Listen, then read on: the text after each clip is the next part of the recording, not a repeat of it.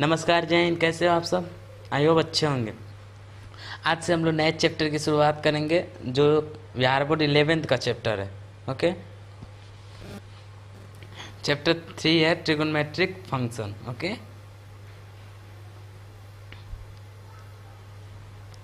चलिए लेक्चर को स्टार्ट करते हैं। लेक्चर को स्टार्ट करने से पहले मैं बता दूं आप लोगों को, जो इस चैनल पर नया है चैनल को सब्सक्राइब करना और बेल आइकन को प्रेस करना, और जिनको पता नहीं है इस चैनल के बारे में उनको शेयर भी करना। चलिए, इसमें फर्स्ट टॉपिक कह रहा है एंगल। एंगल होता क्या है? एंगल क्या है? देखिए, एंगल सिंपल होता है। मान लीजिए एक किरण हो गई। ओके, इसका एक शीर्ष होता है, मतलब एक पॉइंट होता है। ये होता है इसका प्रारंभिक भुजा। जब कोई किरण प्रारंभिक भुजा से कोई थीटा एंगल कोण बनाते हुए अंतिम भुजा तक पहुंचती है, अंतिम भुजा तक पहुंचते हैं, तो जो थीटा एंगल बनता है ना, उसे कोण बोलते हैं। क्या बोलते हैं? कोण। ये हो गया इसका प्रारंभिक भुजा या अंतिम भुजा। ओके, इसको क्या बोलते हैं हम लोग? शीर्ष बोलते हैं। ओके, चलिए, कोण का तो डेफिनेशन पता चल गया। देखते हैं कोण है कैसे। देखिए, कोण क्या है? ये एक पॉइंट है, इससे प्रारंभिक भुजा थीटा एंगल बनाते हुए क्या अंतिम भुजा तक पहुंचा है। जो एंगल बना उसे थीटा को थीटा से लिख सकते हो या एंगल लिख सकते हो। ओके, जो वो पॉइंट है इसको शीर्ष बोलते हैं। ओके, चलिए इसमें कुछ नोट पॉइंट है। नोट पॉइंट को देखो। नोट पॉइंट कह रहा है जब कोई किरण अपने प्रारंभिक बिंदु से थीटा कोण बनाते हुए घड़ी के विपरीत दिशा में घूमती है ना, जब घड़ी के विपरीत, घड़ी हमारा एंटी क्लॉकवाइज होता है, जब एंटी क्लॉकवाइज जब किरण घूमेगी थीटा बनेगा, तो वो जो एंगल होगा वो पॉजिटिव होगा। जैसे मान लीजिए ये घड़ी हो गया। घड़ी हमारा कैसे घूमता है? ऐसे घूमता है, क्लॉकवाइज। ओके, तो जब थीटा कोण बनाते हुए कोई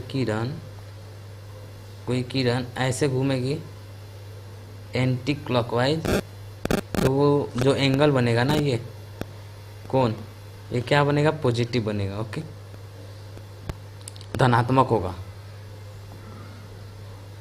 और एक और नोट है, जब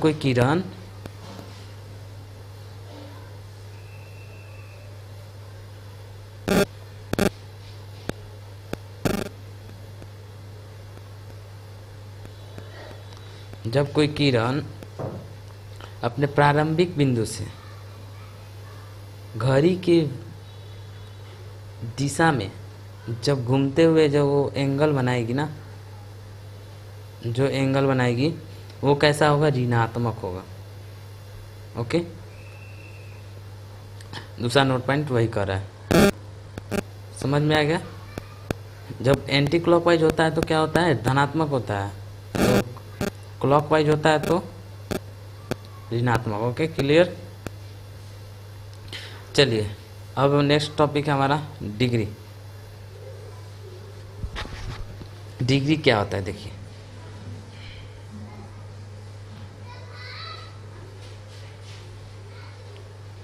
मान लीजिए,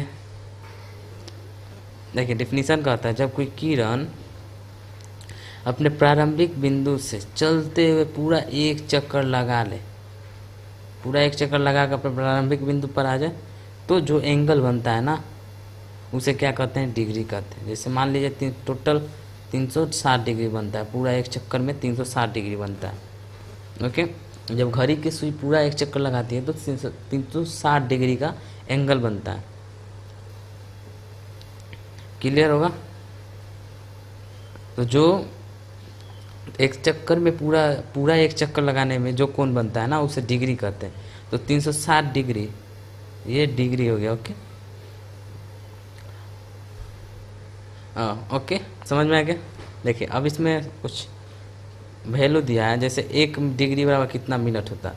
देखिए, ऐसे जब कोई पॉइंट रहेगा ना, ऐसे एक बार कोई नंबर के ऊपर, तो इसे हम लोग बोलते हैं मिनट। जब 2 बार रहेगा तो सेकेंड बोलते हैं। क्लियर? देखिए यहाँ पे देखिए 1 डिग्री बराबर कितना दिया है, 60 मिनट होता है। 1 मिनट बराबर 60 सेकेंड। क्लियर हो गया? इसमें भी ये रूल होता है, जब कोई किरण पूरा एक चक्कर घड़ी के दिशा में लगाती है तो जो डिग्री आएगा ना माइनस में आएगा। देखिए पूरा एक चक्कर ये जो लगा रहा है, आधा लगा रहा है लेकिन पूरा, देखिए पूरा एक चक्कर ये लगाया तो -360 डिग्री। अगर वो घड़ी के विपरीत दिशा में घुमाएगा, घड़ी के विपरीत दिशा में, तो पॉजिटिव होता है 360 डिग्री। घड़ी जिस तरफ घड़ी घूमता है उसके विपरीत अगर कोई एंगल बनाए किरण तो वो 360 डिग्री होगा पॉजिटिव का। और जब घड़ी के दिशा में घूमकर बनाएगा जो एंगल, उसे माइनस का 360, यानी घड़ी के दिशा में तो माइनस लगा देना है, एंगल हो या डिग्री हो। ओके, देखिए यहाँ पे देखिए एक रेखा होता है, उसके ऊपर टोटल 180 डिग्री होता है। जब ये घड़ी के दिशा में घूमा है ऐसे तो माइनस का 180 डिग्री हो गया है। जब यही घड़ी के विपरीत दिशा में घूमेगा क्या होगा, प्लस का 180। ओके, वही यहाँ पे होगा। जब घड़ी के दिशा में है तो घड़ी के दिशा में तो माइनस का 270 डिग्री। जब घड़ी के विपरीत दिशा में है तो प्लस का 270 डिग्री। Okay, clear?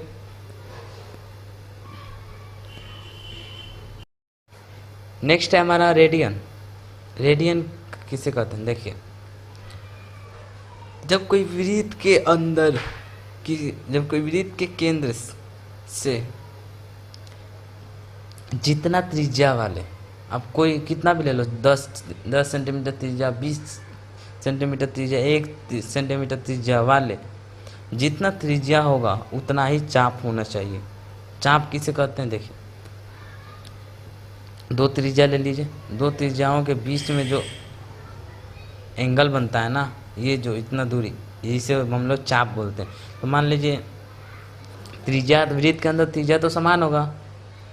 ओके, तो अब 2 त्रिज्या ले लीजिए और 1 त्रिज्या लीजिए और जितना सेंटीमीटर त्रिज्या उतना सेंटीमीटर त्रिज्या का एक चाप खींचिए, तो उतना सेंटीमीटर त्रिज्या का एक चाप हो जाएगा। तो उससे जो बनेगा ना एंगल, उसे रेडियन बोलते हैं। ओके, और जितना सेंटीमीटर त्रिज्या, जितना सेंटीमीटर रेडियन चाप होगा उतना ही उसका रेडियन भी होगा। जैसे मान लीजिए 10 सेंटीमीटर त्रिज्या है तो 10 रेडियन का वो, उसका रेडियन 10 हो जाएगा। ओके, इसमें नोट पॉइंट है, उसको क्लियर करते हैं। जब किसी वृत्त के केंद्र से 1 इकाई की त्रिज्या और 1 इकाई के चाप द्वारा कोई कोण बनता है उसे 1 रेडियन, 1 रेडियन कहते हैं।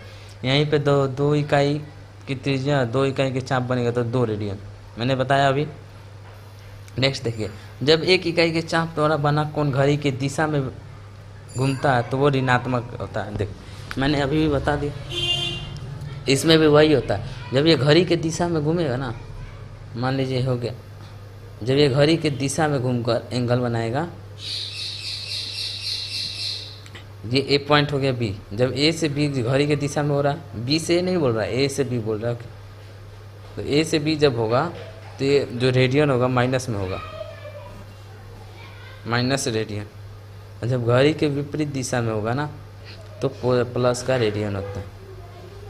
क्लियर हो गया? चलिए दूसरा नोट पॉइंट क्लियर हो गया।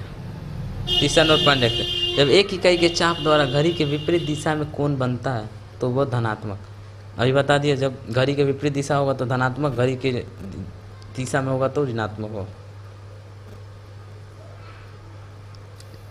चौथा ने देखते हैं, जितना इकाई की त्रिज्या और चाप द्वारा जब कोई कोण बनता है तो उसका रेडियन उतना ही होता है। मैंने अभी बताया ना, जितना त्रिज्या होगा, जितना सेंटीमीटर, 250, 1.5, 2, कितना भी ले लो सेंटीमीटर, उतना ही का चाप भी होना चाहिए।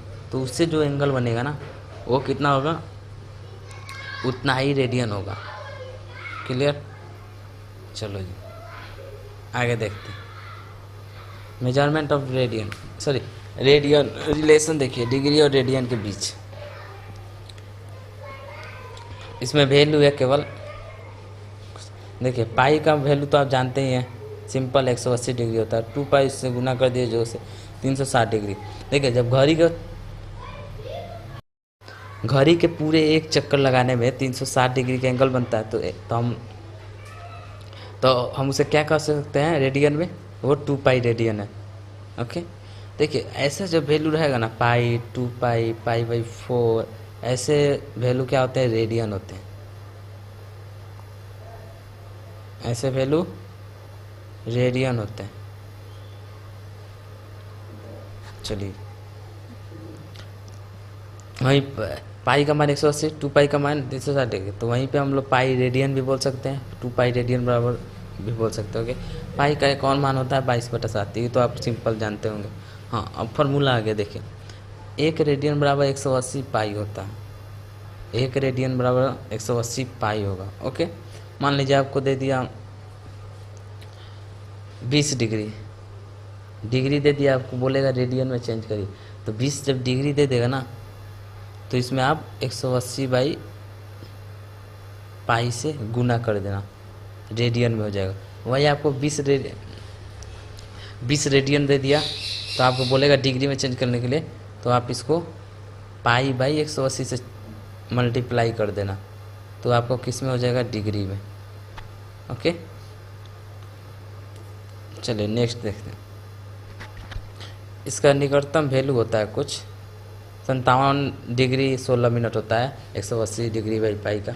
ओके, ये कभी कभी पूछता है, ऐसे पूछता नहीं है। इसका देखिए 0.0174 होता है। 1 डिग्री को पाई बाई 180 से गुना करें, देखिए अगर आपको रेडियन दिया रहे, रेडियन का वैल्यू दिया रहा है, आपको बोलेगा डिग्री में चेंज करने के लिए, तो उससे हम करेंगे क्या, 180 से पाई गुना कर देंगे, 180 अपॉन पाई से गुना कर देंगे। जब रेडियन का वैल्यू दिया रहा है, जब डिग्री का वैल्यू दिया रहेगा, डिग्री का वैल्यू, तो डिग्री में क्या करेंगे, पाई बाई 180 से गुना कर देंगे, तो वो रेडियन में हो जाएगा। ओके,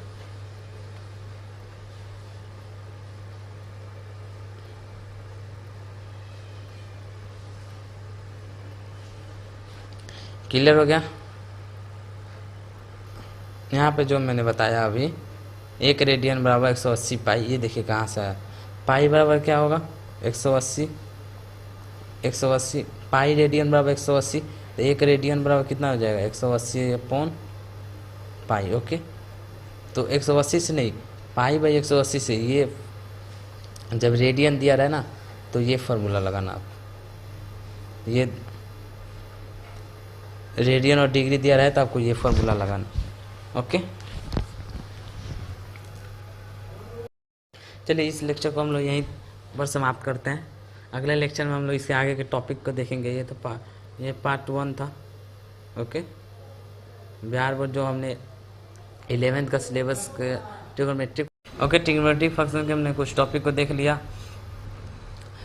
जो स्टूडेंट के पास इस क्लास का लिंक नहीं है, उनको आप शेयर भी कर दिया करो। ओके, चैनल को सब्सक्राइब और लाइक भी किया करो। ओके, चलिए इस अगले लेक्चर में मिलते हैं। जय हिंद, जय भारत।